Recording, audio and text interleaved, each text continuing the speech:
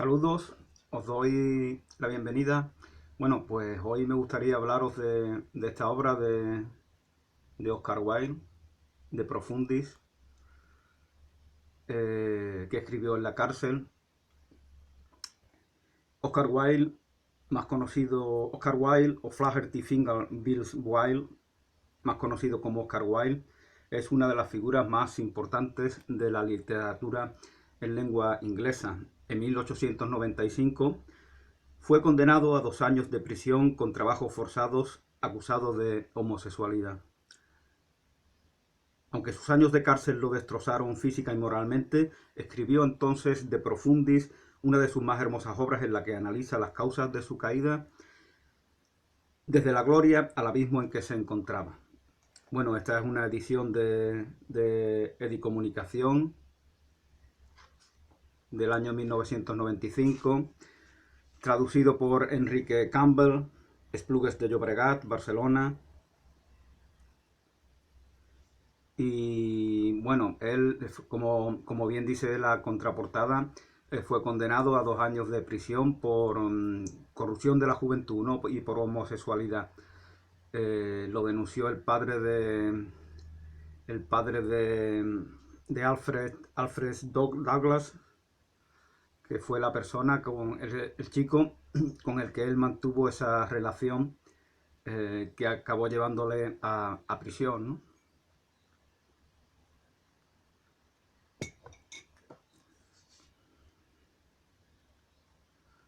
Bueno, la madre de Oscar Wilde era Jane Elgin, poetisa y traductora de Dumas, el escritor, el autor de El Conde de Montecristo, y Lamartine.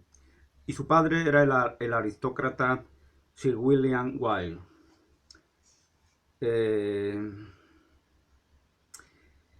La madre pues también tenía, aparte de su afición a la poesía, pues tenía interés en el ocultismo, ¿no? Algo muy común en esa época de ocultismo, espiritismo, teosofía y ese tipo de cosas que se hacía, ese tipo de caminos espirituales que se hacían muy populares en el siglo XIX, especialmente en el Reino Unido y en Irlanda, que por aquel entonces pertenecían al Imperio Británico.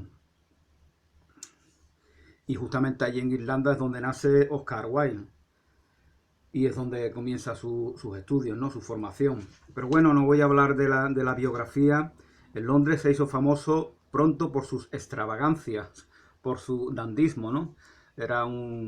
Fijaos que en esa época el ser un dandy, o los dandys de más actuales, tipo Elton John o tipo Dalí, tienen el referente de los medios de comunicación. En esa época no había televisión, no había cine, no había redes sociales.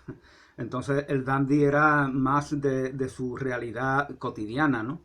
Era una forma de ser verdaderamente. Y eso es lo que para Oscar Wilde suponía una expresión de su condición de artista.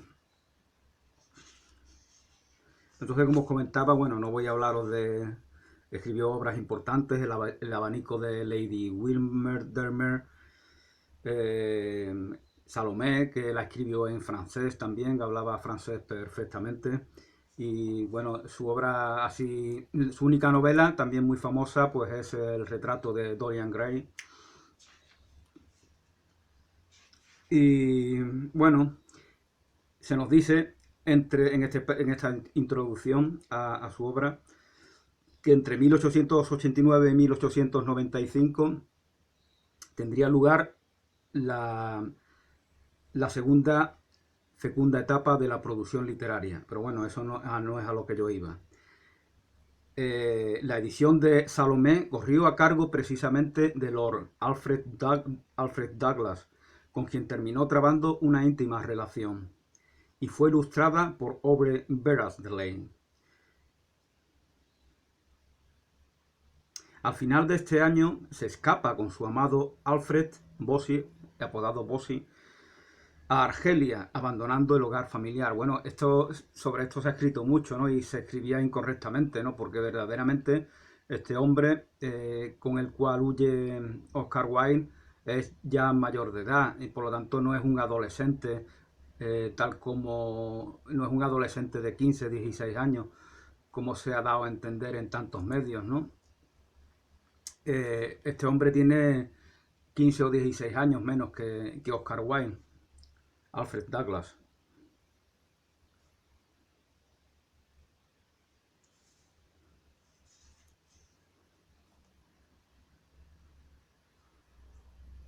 El marqués de Queensberry, el padre de Alfred Douglas, le tachó de sodomita y entonces su hijo le acusó de sodomita, ¿no? Oscar Wilde se burlaba de él porque le escribió alguna nota en la que le acusaba de sodomita, ¿no? Es como, te has acostado con mi hijo, con mi son, eres un sodomita. Y él bueno, tuvo una disputa, no tenía mucho conflicto con el padre, porque verdaderamente en principio, es Oscar Wilde, creo que se nos dice aquí ahora, el que en principio denuncia al padre.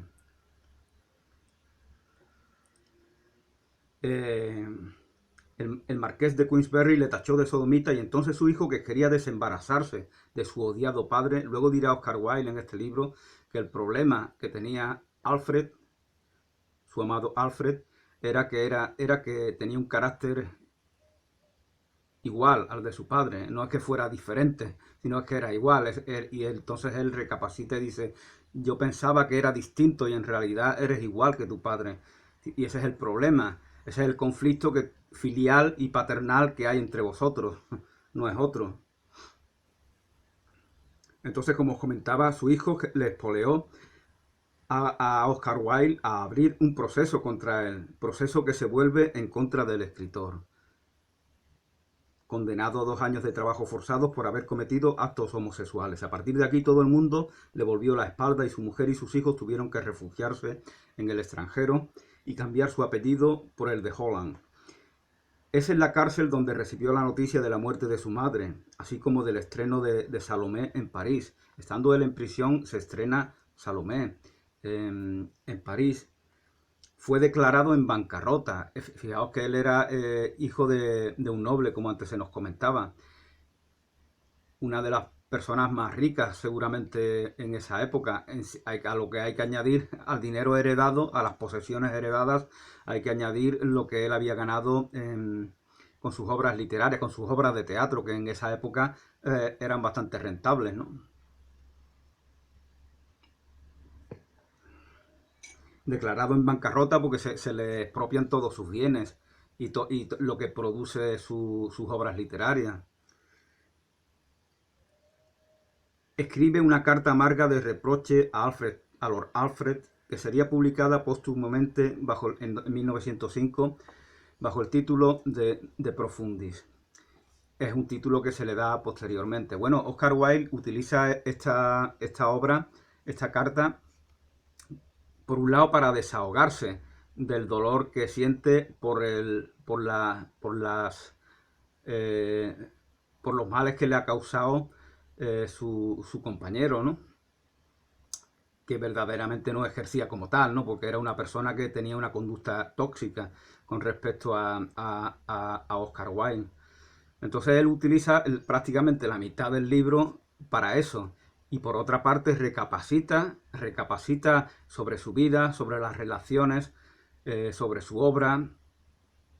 Y en esa recapacitación nos va legando su testimonio cristiano, que es lo que verdaderamente a mí me interesa hablar en este vídeo, ¿no? No voy a hablar de la parte que él usa como desahogo. Decía Frida Kahlo, la pintora mexicana, que ella en gran medida utilizaba su obra para desahogarse del dolor y de lo traumático, de los desengaños, de todo lo que pudiera ser una carga pesada en su mente y en su corazón. Entonces, a través de la pintura, por eso hay tanta expresividad trágica, ¿no?, en alguna de sus obras, ¿no? Pues lógicamente no es la única que hace uso de eso, ¿no? Oscar Wilde está en su legítimo derecho de usar su camino creativo, que es la literatura, para desahogarse de aquello que le hace daño. Pero, como os comentaba, también nos deja su testimonio de cómo entiende él la vida, cómo entiende las relaciones. Y para eso pues me gustaría leeros algunos de los fragmentos de esta carta, de esta obra llamada De Profundis posteriormente.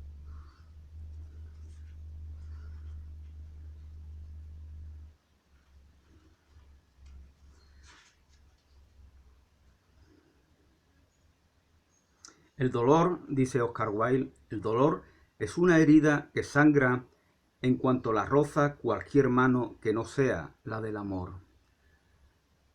Y que sangra aunque ya sin sufrir cuando ésta la toca. Empero, bien supiste escribir al director de la prisión para pedir una autorización para publicar mis cartas. ¿Por qué no escribiste también al director de la cárcel para pedirme te autorizase a dedicarme tus poesías, por muy fantásticas que fuese la descripción que de ellas podíais haberme hecho? Bueno, aquí todavía está en ese ámbito del desahogo que hace de su corazón dolorido y resentido con esa persona, con Alfred Douglas, del cual se siente y tiene bastantes motivos para ello, muy maltratado, ¿no? El hecho de ser yo un hombre infamado, arruinado y condenado a presidio te obligaba, si deseabas poner mi nombre al frente de tu obra, a solicitarlo de mí como un favor especial, como una distinción y un privilegio. Así es como debe uno acercarse a los que se hallan sumidos en la desgracia y hundidos en la vergüenza.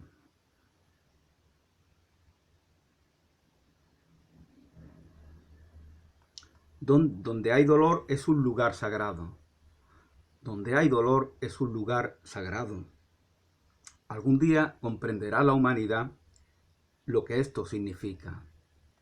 Hasta entonces, nada se sabe de la vida. Hasta entonces, nada se sabe. Fijaos lo que dice Oscar Wilde, el poeta sibarita, el poeta de los placeres, el poeta de la vida acomodada y epicúrea. Dice que donde hay dolor es un lugar sagrado y que algún día la humanidad comprenderá lo que esto significa. Es un lugar sagrado porque es inevitable que en este mundo no se nos dé el dolor. Esa es la función de... Y ese dolor tiene una función, tiene un propósito, tiene un porqué. Y solo si es sagrado se dignifica ese dolor y nos dignifica a aquellos que pudiéramos padecerlo.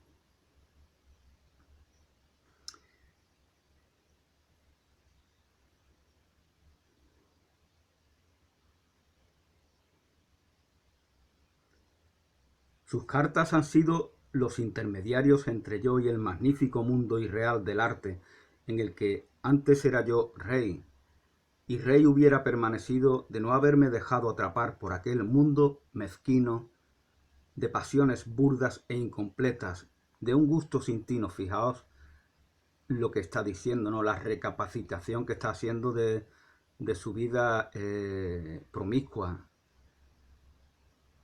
de ilimitados deseos e informes apetitos. Él no se está aprobando en esa conducta. Él dice en algún momento, no sé si lo dice aquí, que verdaderamente a él le mueve el arte, ¿no? Y había caído en esos submundos evasivos por la propia voluntad de arte. Y eso es algo que si no se comprende qué significa para Oscar Wilde ser artista, pues nos parecerá una explicación muy superficial, ¿no? Como efectivamente seguramente le parece a mucha gente, ¿no?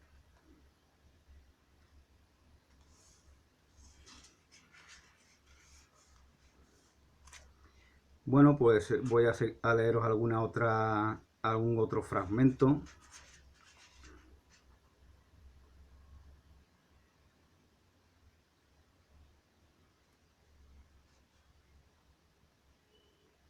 Puede que a mis amigos les sea difícil creerlo, pero es la verdad. Más fácil es para ellos en su vida de libertad, ocio y holgura aceptar las enseñanzas de la humildad que no a mí que comienzo el día fregando de rodillas el suelo de mi celda. Y es que la vida de cárcel, con sus innumerables privaciones y restricciones, nos hace rebeldes. Y lo más terrible es que en lugar de partirnos el corazón, nos lo convierte en piedra. Hay veces en que se tiene la impresión de que sólo podrá apurar el día con una frente de hierro y una expresión de desprecios en los labios. Y quien se halla en rebeldía no puede participar de la gracia. Para emplear la expresión de que tanto gusta, y a mi juicio con razón, la Iglesia. Quien se halla en rebeldía no puede participar de la gracia, pues en la vida como en el arte, el estado de rebeldía cierra los canales del alma, el estado de rebeldía cierra los canales del alma y no deja entrar los consuelos del cielo.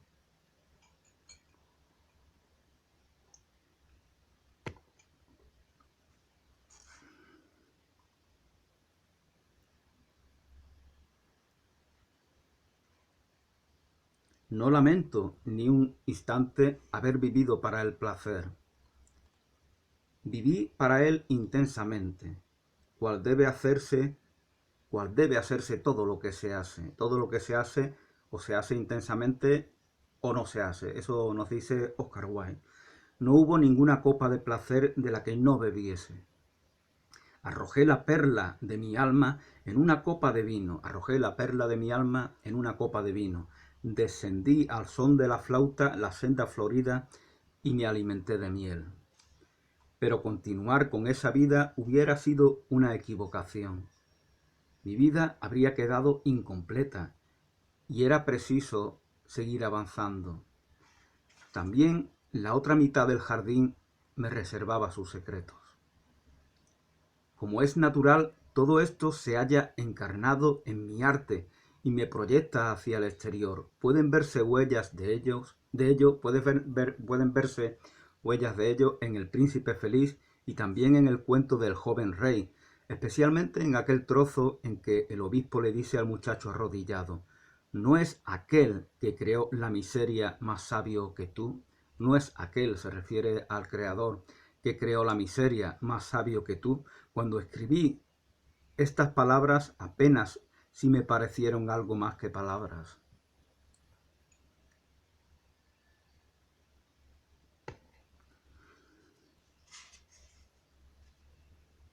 Advierto una relación mucho más íntima e inmediata entre la verdadera vida de Cristo y la verdadera vida del artista. Una relación más íntima e inmediata entre la vida de Cristo verdadera y la vida de un verdadero artista. Y es para mí una gran alegría pensar que mucho antes que el dolor se hubiera apoderado de mis días, mucho antes que me atase a su carro, había yo escrito en el alma del hombre bajo el socialismo, ¿no? Tengo un vídeo en este canal al respecto de esa obra de Oscar Wilde. Que quien pretenda vivir una vida igual a la de Cristo ha de ser completa y absolutamente él mismo, ha de querer imitar a la figura del Redentor. Y citaba en ejemplo no solo al pastor en su llanura y al preso en su celda, sino también al pintor, para quien el mundo es un carnaval, y al poeta, para quien es una canción.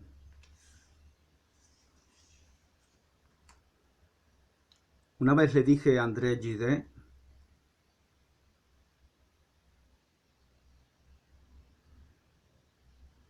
que a mí la metafísica no me ofrecía interés alguno, y la moral absolutamente ninguno, y que todo lo dicho por Platón y por Cristo podía transponerse inmediatamente a la esfera del arte. Todo lo dicho por Cristo y por Platón podía transponerse a la esfera del arte y hallar en ella su perfecta realización. Era esta una generalización tan profunda como nueva.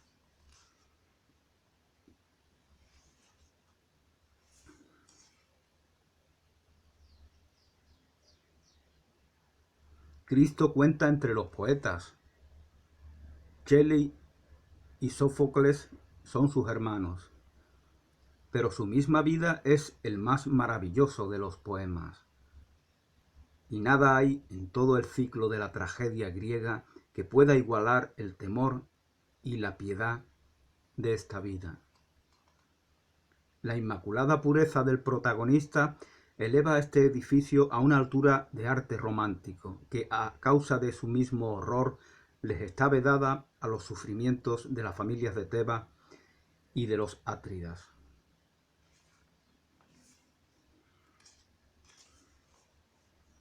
En su vida de Jesús, ese delicioso quinto evangelio que podría llamarse el Evangelio según Santo Tomás, dice Renan que la obra suprema de Cristo consiste en haber sabido conservar, aun después de muerto, el amor que había poseído en vida. Y verdad es que si bien su puesto está entre los poetas, también hacia él se dirige el cortejo de los amantes. Reconoció que el amor es el secreto primordial del mundo. El amor es el secreto primordial del mundo, el secreto buscado por los sabios. Y que únicamente por medio del amor es posible llegar hasta el corazón del leproso y los pies del Señor, solo a través del amor. Pero por encima de toda consideración, Cristo aparece como el mayor de los individualistas. Esto ya está en relación con la filosofía individualista que el propio Oscar Wilde tiene y de la cual se explaya en el libro que antes os comentaba, ¿no? Del alma del hombre bajo el socialismo, ¿no?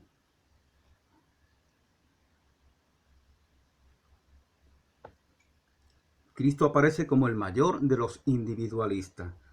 La humildad como aceptación artística de todas las experiencias no es sino un medio de empequeñecer, de pequeñeces. Lo que él persiguió siempre fue el alma del hombre, no la humildad.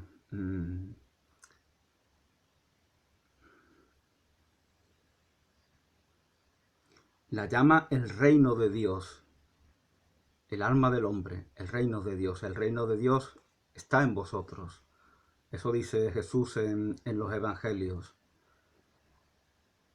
Si el reino de Dios está en ti, con todo su poder, con toda su grandeza, con toda su majestad, con toda su eternidad y toda su infinitud, pues obviamente es para sentirse orgulloso, no para sentirse humilde.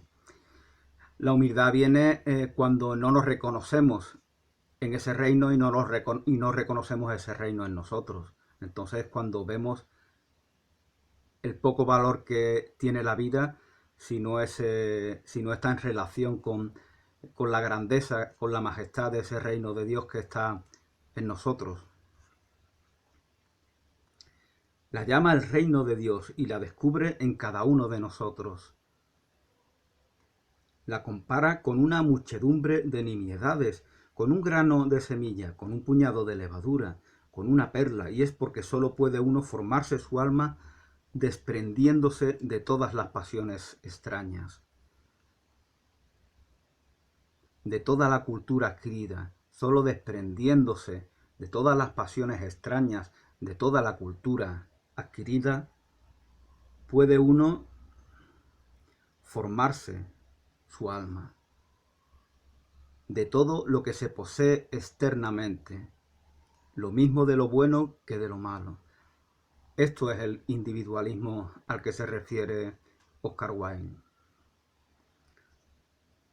Somos seres en relación, de eso no podemos divorciarnos. Somos verdad en la relación.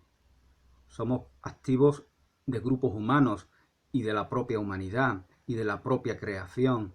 Por lo tanto, eso ya está dado, eso ya es incuestionable. Pero usamos la pertenencia a estos grupos a veces para excusar aspectos negativos de la personalidad, como hacen por ejemplo los extremistas, ¿no? Que idealizan una ideología, un partido político o un país, una nación, lo idealizan para ocultarse a sí mismo su fracaso como individuos, porque la vida es un camino individual y por lo tanto, una vez que se ha fracasado en ese cultivo de la propia personalidad, del propio potencial, pues una excusa genial es el rendirle culto al rebaño, ¿no? A la nación, al pueblo, a la ideología, pero es una artimaña para engañarse a sí mismo, para mantener un engaño hacia sí mismo.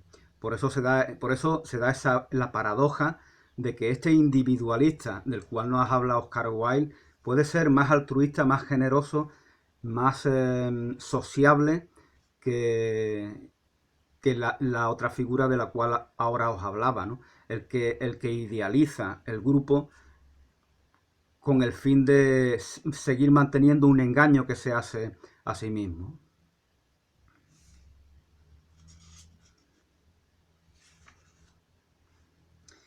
Vivir para los demás no era el fin determinado y consciente de la doctrina de Cristo. Su base era muy otra. Dice, perdonad a vuestros enemigos, y ello no implica el amor a nuestros enemigos, sino a nosotros mismos. Perdonamos a nuestros enemigos porque nos amamos a nosotros mismos y queremos vivir en paz. Esa es la razón por la que perdonamos a nuestros enemigos. Quien ama, quien se reconoce el amor, no puede tener enemigos porque enemigo significa enemigo aquel que no es amigo, aquel que no es digno de amor, aquel que no es digno de ser amado, aquel que no puede amar. Por lo tanto, llamar enemigo a alguien es privarle de toda relación con el amor a esa persona. Es un gran ataque. El amor es más hermoso que el odio. Le dice al joven rico, vende lo que posees y dáselo a los pobres. Y al decirlo no piensa en los pobres, sino en el alma del joven. Este es un error en el cual se suele caer. Da todo lo que tienes y sígueme.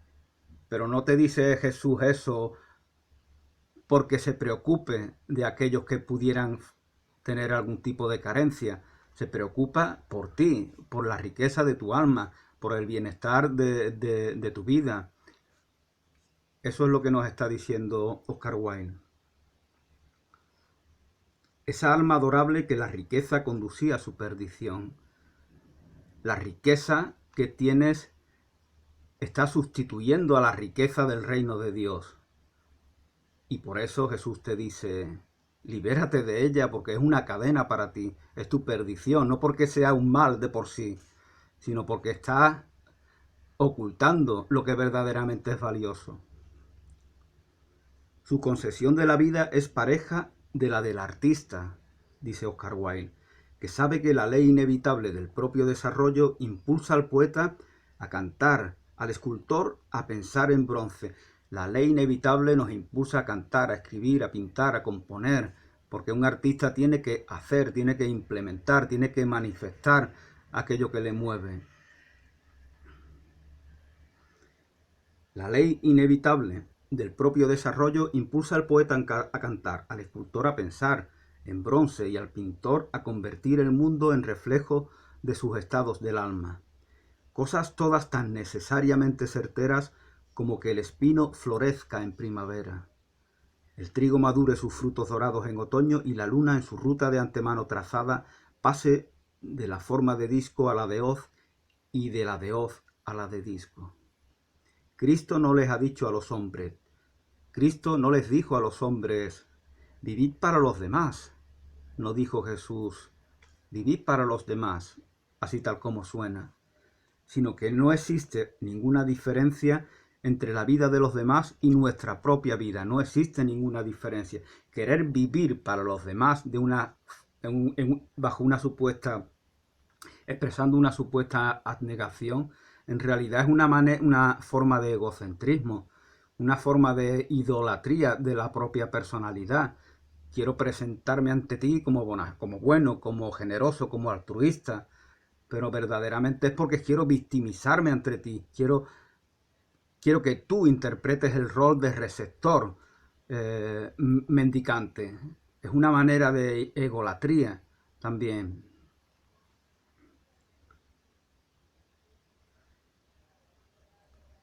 No existe ninguna diferencia entre la vida de los demás y nuestra propia vida, dando con ello a los hombres una dilatadísima y titánica personalidad.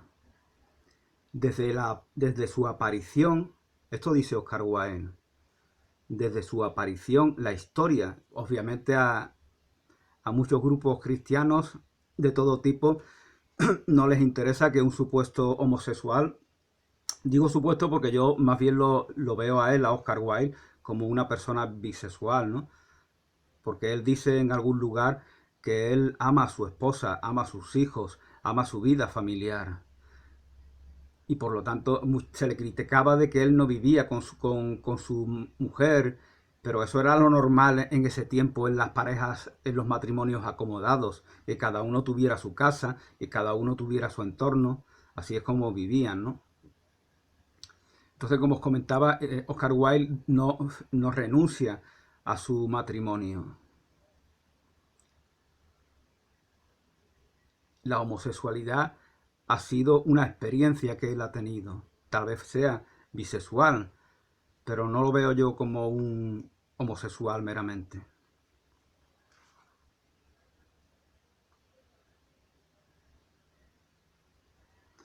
Desde la aparición de Cristo, dice Oscar Wilde, la historia de cada individuo en sí es o puede llegar a ser la historia del mundo. Esto es fundamental.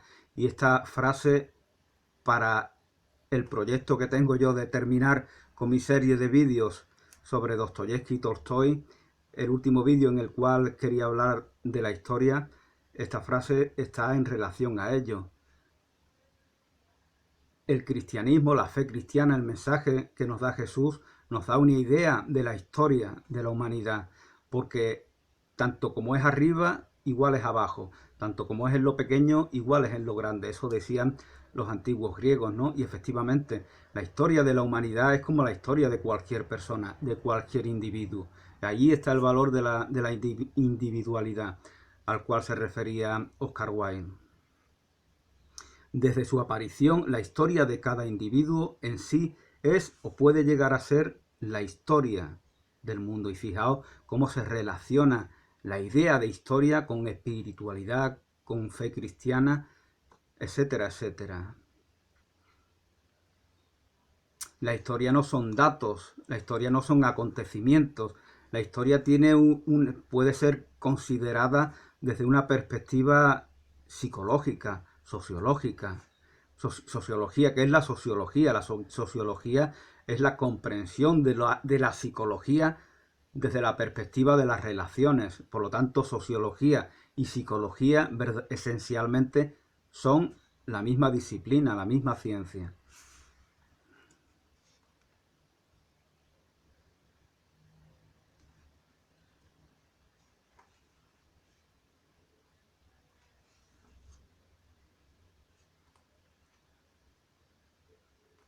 Con una imaginación maravillosamente vasta, Cristo eligió para su reino el universo de lo inexpresado, el mundo silencioso del dolor, y quiso ser su eterno intérprete.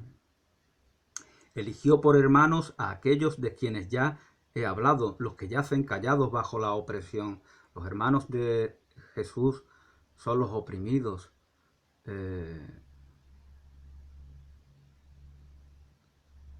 y cuyo silencio solo de Dios es oído. Quiso llegar a ser el ojo del ciego, el oído del sordo y el grito de angustia brotado de los labios de quienes tienen la lengua trabada. Anheló ser la trompeta de las muchedumbres que no habían hallado modo alguno de expresarse. La trompeta con la cual pudiesen éstas llamar al cielo, con las dotes artísticas de quien ve en el sufrimiento, con las dotes artísticas de quien ve en el sufrimiento y en el dolor, formas que han de permitirle concretar su concepción de la belleza, comprendió que una idea carece de valor hasta que se encarna y convierte en imagen. Una idea carece de valor hasta que se encarna y convierte en imagen. Y por esto hizo de sí mismo la imagen del sufrimiento. Y como tal ha impulsado y dominado el arte en un grado que jamás pudo conseguir una divinidad griega. Y es que los dioses griegos en realidad no eran lo que parecían ser, pese al tono blanco y rosado y la agilidad de sus armoniosos y flexibles miembros.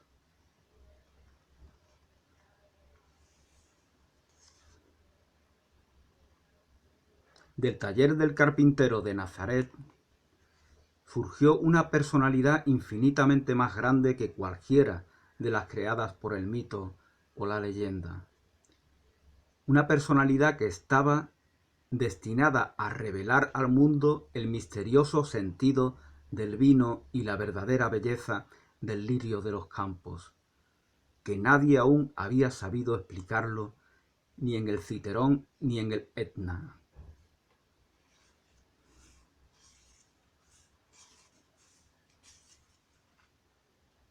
Su moral es solo amor, y eso es justo lo que la moral debiera ser.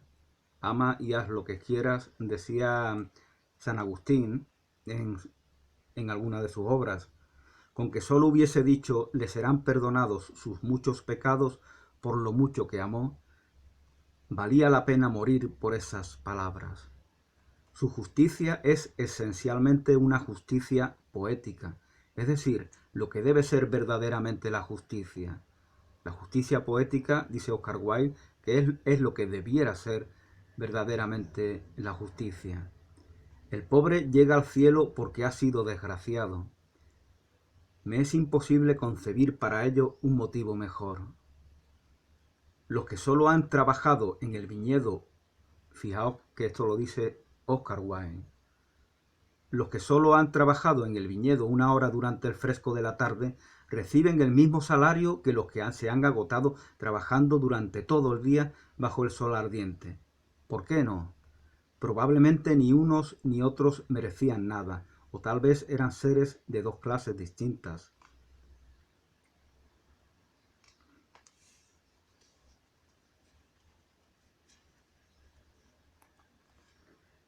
Luchó principalmente contra los filisteos.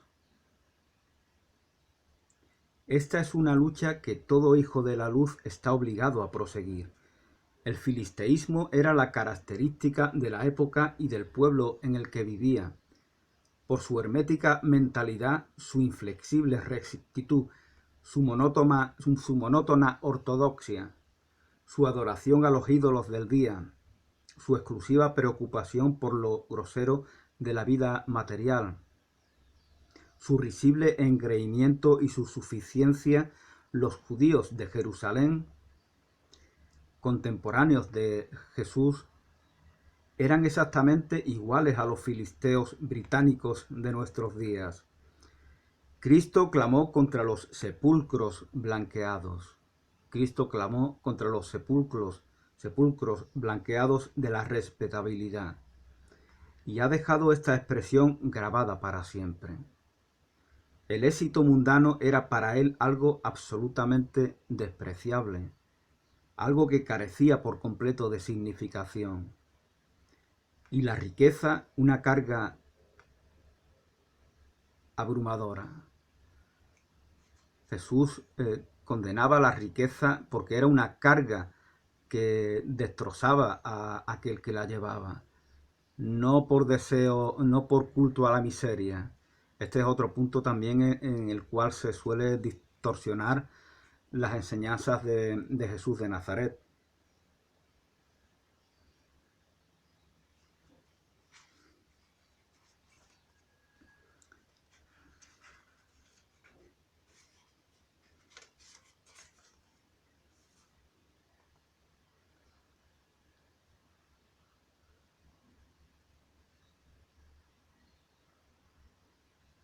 Es preciso que el pecador se arrepienta, pero ¿para qué? ¿Por qué? Por la sencilla razón de que de otro modo no se hallaría en condiciones de comprender lo que ha hecho. El momento del arrepentimiento es el de la iniciación. Es un momento sagrado, un instante santo. Eso es el arrepentimiento. El arrepentimiento para el maltratador de violencia de género, por ejemplo, es un blanqueamiento de su agresión para volverla a cometer. Es decir, no es un arrepentimiento real. Es un ardid egocéntrico que el maltratador, del cual se vale el maltratador. Porque conoce la debilidad en la que se halla su víctima y por lo tanto mantiene a través de ese ardid el privilegio de agredir a su compañera. Obviamente no es este el arrepentimiento al cual se refiere Oscar Wilde. El momento del arrepentimiento es el de la iniciación. Hice también un vídeo sobre qué significa arrepentíos, ¿no? Arrepentirse significa recapacitar, tomar conciencia de qué error se ha cometido, de por qué se ha cometido y de cómo se ha cometido. Es decir, es un acto de despertar, es un acto de toma de conciencia. Más aún, es el medio por el cual puede uno rehacer el pasado. De esto nos hablará al final, sobre el hecho de reinterpretar el pasado.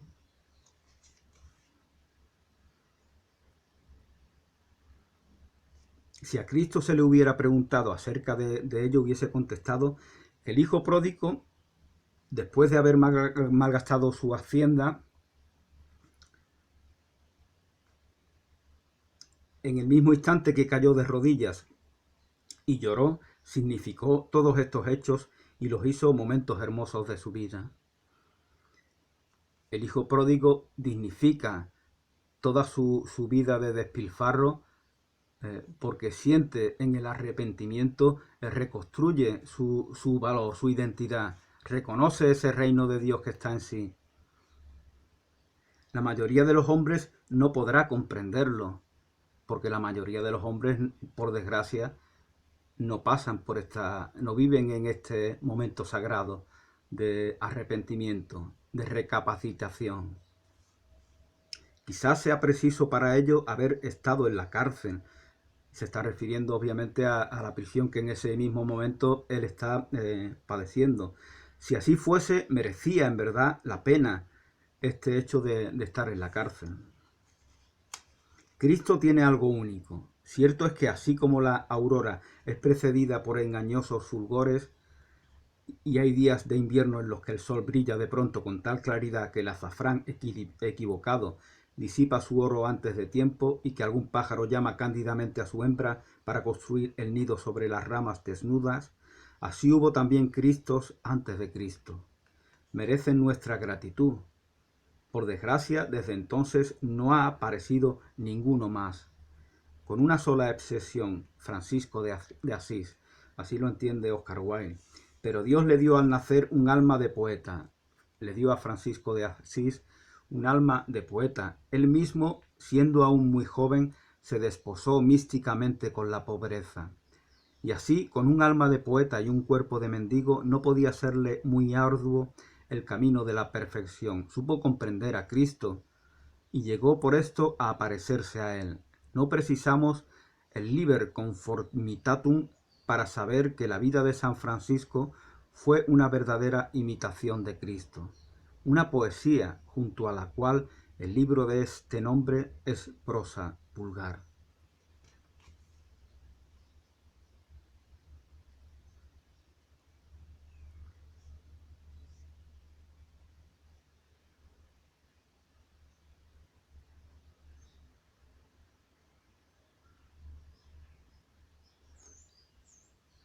Y es que en el fondo el encanto que emana de Cristo es que no se parece, es que se parece en todo a una obra de arte. Ese es el encanto de Cristo. En realidad, Él no nos enseña nada, no enseña nada, mas si algo llegamos a hacer es porque entramos en contacto con Él. Solamente estar en contacto con Jesús, con su mensaje, con su alma, con su palabra, eso ya es lo que nos dignifica, no que nos enseñe específicamente algo nuevo, como se nos enseña en cualquier institución mundana, en cualquier escuela, en cualquier universidad. Y todos estamos predestinados a ello. Es que todos estamos predestinados a ello. Y una vez siquiera en su vida, cada hombre se dirige con Cristo hacia Emaús.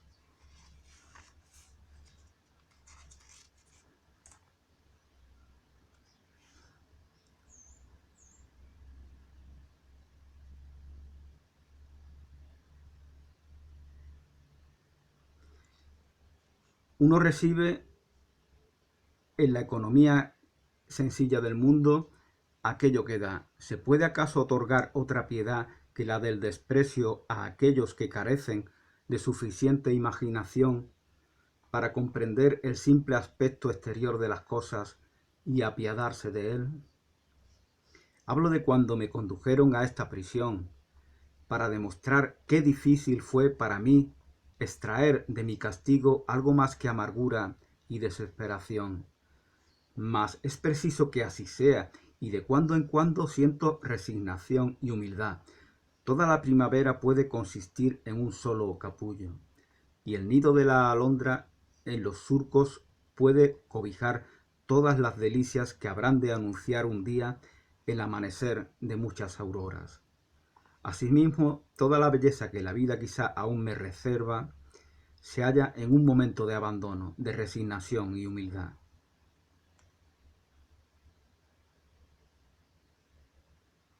Necesito extraer de mí mucho más de lo que antes sacaba y exigir menos del mundo. En el fondo, mi ruina no es consecuencia de un exceso, sino de falta de individualismo. Mi ruina es consecuencia de falta de individualismo, de falta de enfocarme en el desarrollo de mi potencial individual, porque su problema, el problema de Oscar Wilde y el de otros muchos y el de otras muchas, es la dependencia de un elemento ajeno del cual esperamos recibir lo que nos negamos en nosotros mismos. Ese es el problema que él tiene con Alfred Douglas, que ese Alfred Douglas personifica lo que se está negando en sí mismo. Y eso no se daría si aquello que él llama individualismo, el culto a el amor, la autoestima, la valoración de sí mismo, el cultivo del potencial individual, se le hubiera dado. No se daría esa experiencia traumática, dolorosa que tiene en esta relación y que, como sabemos, hay millones parecidas, que no es la única relación dolorosa que se ha tenido en el mundo. El único paso vergonzoso de mi vida, el único imperdonable y por siempre despreciable, fue atreverme a demandar a la sociedad ayuda y protección. Desde el punto de vista individualista, esa demanda de amparo era demasiado torpe. ¿Qué disculpa invocar en mi favor? Una vez puesta en marcha las fuerzas de la sociedad, ésta se volvió naturalmente al punto contra mí, diciendo: viviste fuera de mis leyes, viviste fuera de mis leyes, y ahora recurres a mis leyes para que te protejan. Te hemos metido en la cárcel.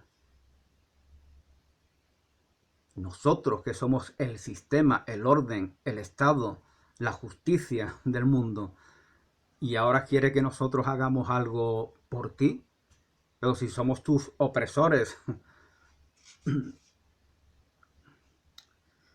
Y el resultado de esto fue que ahora me vean en un calabozo, y durante el transcurso de mis 3 procesos he podido sentir, bueno, él se refería a apelar a la justicia ordinaria porque ¿cómo era esa palabra? estaba hablando mal de él el padre de Alfred Douglas, difamado, había sido presuntamente difamado por el padre de Alfred Douglas.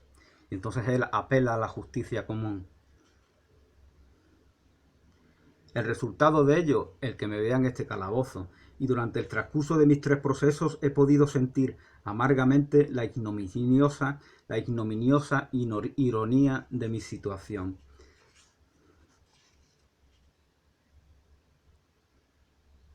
Ser un filisteo en la vida no consiste en una incapacidad para comprender el arte. Hay hombres encantadores, los pescadores, los pastores, los labradores, los campesinos y otros de igual índole, que nada saben del arte y son sin embargo el aroma de la tierra.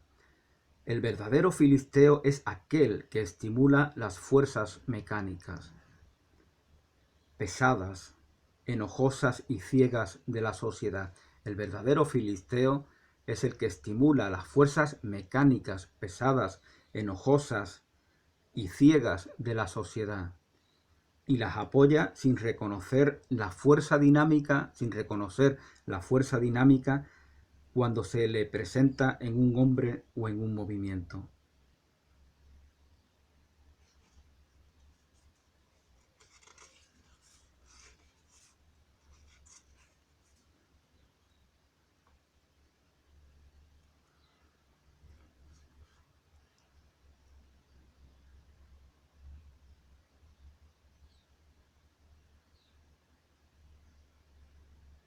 Durante mi último proceso me hallaba yo sentado en el banco de los pecadores, oyendo aquella extravagante acusación de Lockwood, que era escuchada como un fragmento de Tácito, un verso del Dante o uno de los incendiarios discursos de Savonarola contra los papas romanos. Me sentí invadido de una gran repugnancia, pero de pronto me cruzó por la mente esta idea: qué maravilloso sería que yo mismo contase todo esto de mí mismo. Y al momento pensé que las palabras nada significaban de por sí, que todo está en quien las dice. El momento supremo para un hombre, y ello no me deja la menor duda, el momento supremo para un hombre es aquel en que, arrodillado en el polvo, se golpea el pecho y confiesa todos sus pecados. Eso lo dice Oscar Wilde. Y esto es verdad también para contigo. Te sentirías mucho feliz, se dirige a Alfred Douglas, te sentirías mucho más feliz si enterases a tu madre siquiera de una parte de tu vida. Si te confesaras ante tu madre, ¿no?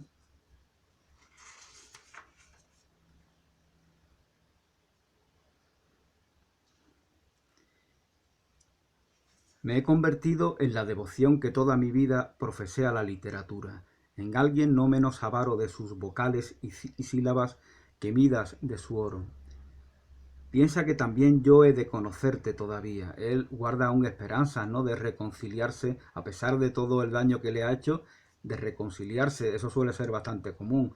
Una vez que uno se desahoga, hay como todavía que hay como como si algún aún permanece algún residuo de esa pasión que ha resultado tan dolorosa y ahí se mantiene como una esperanza. Pero eso evidencia la fuerza con la que la necesidad de la otra persona, en el sentido también dependiente al cual antes me refería, que ha dirigido su vida durante ese tiempo. Piensa que también yo he de conocerte todavía. Quizá tengamos que conocernos el uno al otro. Él piensa que él puede transformar al hombre que ama y puede hacer de él aquello que él considera que debe ser. Pero todavía en ese aspecto está viviendo en una ilusión. He de decirte esto aún: no tengas miedo alguno al pasado. No tengas miedo alguno al pasado. Si los hombres te dicen que el pasado no se puede cambiar, no los creas. El pasado, el presente y el futuro, para Dios, ante quien debiéramos esforzarnos en vivir, no son sino un instante. Pasado, presente y futuro para Dios son solo un instante. Ese instante santo, ese Aleph, del cual habla Borges en alguno de sus relatos, ¿no? La historia es un momento, verdaderamente. El tiempo y el espacio, la sucesión y la extensión no son sino relaciones casuales, relaciones casuales de ideas que la imaginación puede traspasar, para moverse libremente en el campo de las existencias ideales. Y las cosas son igualmente con arreglo a su esencia.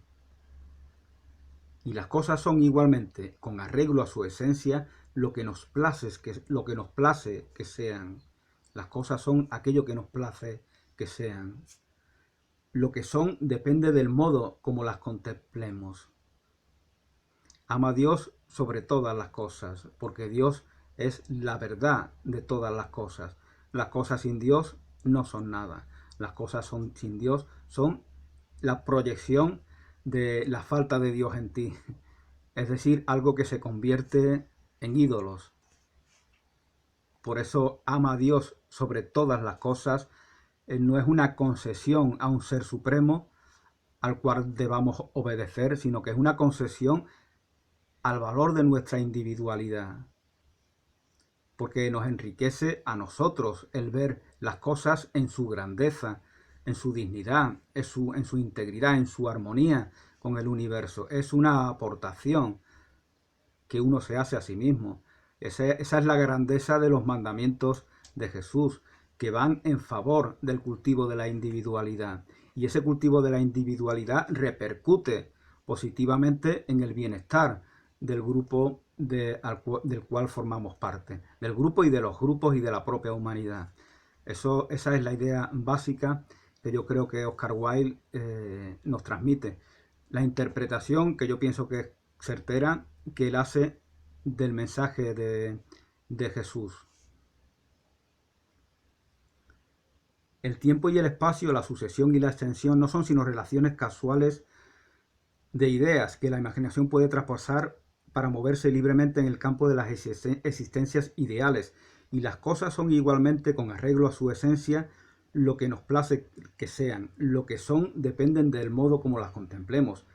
Dice William Blake, el pintor y poeta británico, discípulo de Fuseli, que fue igualmente amante de Mary Wollstonecraft, la madre de Mary Shelley, y cito a ella, a Mary Wollstonecraft, porque sobre ella hice bastantes vídeos que están también en mi canal. Allí donde otros, dice William Blake, ven únicamente el crepúsculo descender sobre la montaña, veo yo retozar la alegría a los hijos de Dios. Allí donde otros ven únicamente el crepúsculo descender sobre la montaña, yo veo retozar de alegría a los hijos de Dios. Aquello que el mundo y yo mismo considerábamos como mi porvenir, lo perdí irremediablemente el día en que me dejé arrastrar a iniciar un proceso contra tu padre, y aún mucho antes de esto. Lo que se me ofrece ahora es el pasado. He de conseguir contemplarlo con ojos distintos y de conseguir que también Dios lo vea así. Hay que dignificar el propio pasado, y eso significa que ya no nos posee, ya no nos hace daño, ya no nos determina. Ya no me importa haber estado en la cárcel, no me importa que me difamen, no me importa que me hayan perseguido, porque ahora lo veo todo bajo la luz del amor.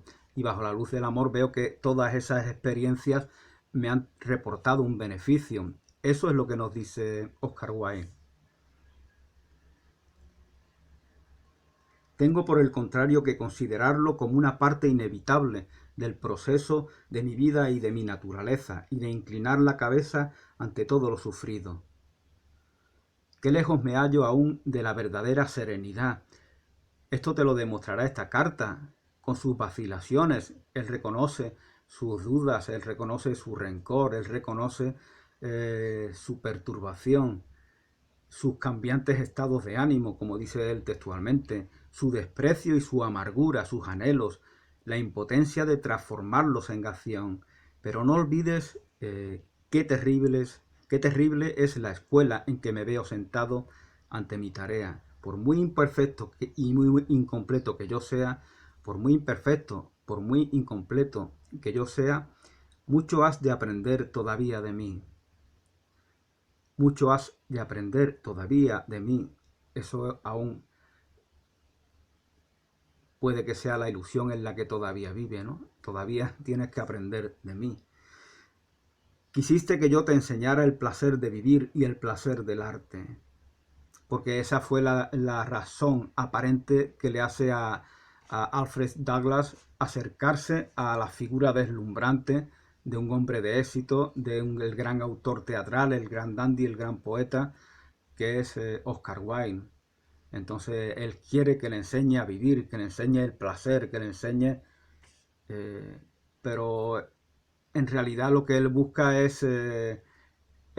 Alfred Douglas está deslumbrado ante la importancia de la figura. Y si te deslumbra la importancia de la figura, es que no te mueve el amor. Esto recuerda un poco esos artistas famosos, por ejemplo los del pop coreano, que a veces hay fanáticos que los persiguen, ¿no? Los acosan y verdaderamente ese deslumbramiento, esa idolatría no significa que les tengan un auténtico afecto, no lo ven como seres humanos, no lo ven como personas comunes como lo somos todos. Y eso le pasa a Alfred Douglas con respecto a Oscar Wilde. Ve a alguien ante el cual se deslumbra y luego ve la posibilidad de explotarlo, porque él tiene mucho dinero, porque él tiene poder, porque él tiene relumbre social. Pero Alfred Douglas nunca tiene afecto verdadero por Oscar Wilde. Hiciste que yo te enseñara el placer de vivir, el placer del arte. Tal vez esté yo llamado a enseñarte una cosa mucho más hermosa, el valor y la belleza del dolor. El valor y la belleza del dolor. Tu amigo que te quiere, Oscar Wilde. Gracias y hasta una nueva oportunidad.